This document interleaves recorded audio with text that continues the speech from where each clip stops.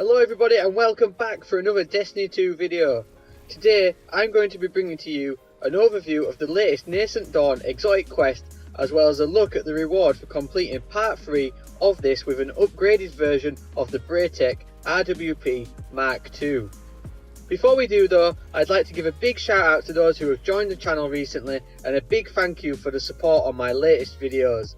The views and interactions with the content is the best I've ever had on here, and I greatly appreciate it. Please keep it up. Commenting on the content I create helps me to improve and bring better content out in the future. Thank you very much once again.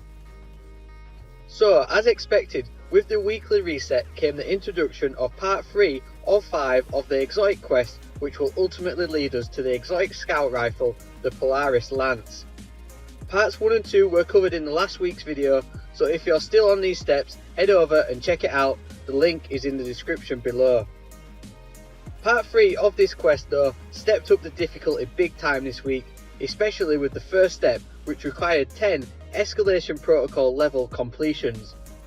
Now obviously you can grind out a full level 7 completion plus 3 more to complete this, but what I found is plenty of teams just grinding out level 1 and beating the ogre which spawns as the boss over and over again.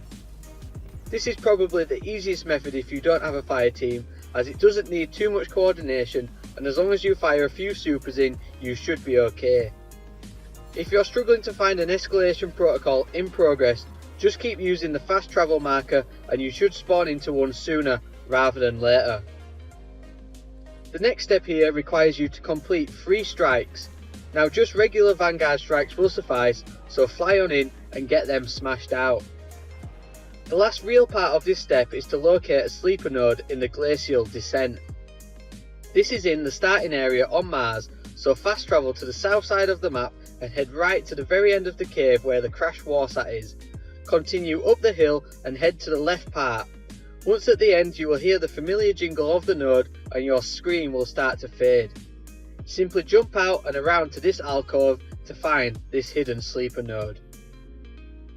Finally, head on back to the Braytech building, scan the device and speak with Ana Bray, who will give you a Masterworks version of the Braytech scout rifle. This is a good upgrade in my opinion, as it does make it more viable to use in the game, as you'll be able to put it in your loadout to help generate orbs on multi-kills in both PvE and PvP. The Masterworks grants a magazine perk giving you 1 extra bullet in the magazine, which is not anything amazing, but I guess it will make triple tap even more potent with this. Ultimately, it's very much the same as the version from step 2, nothing has changed except the Masterworks edition. I still enjoy using it, and I have even brought it into the Iron Banner this past week. It feels a lot easier to use than most of the heavy hitting scout rifles, and it will definitely free shot opponents with them headshots. All in all, this is turning out to be a great little quest line, and I'm definitely getting used to the feel of the weapon, so I'm anticipating the Polaris Lance to be a great exotic, especially with its listed perks, and the upgraded Masterworks version looks to be a beast for PvE especially.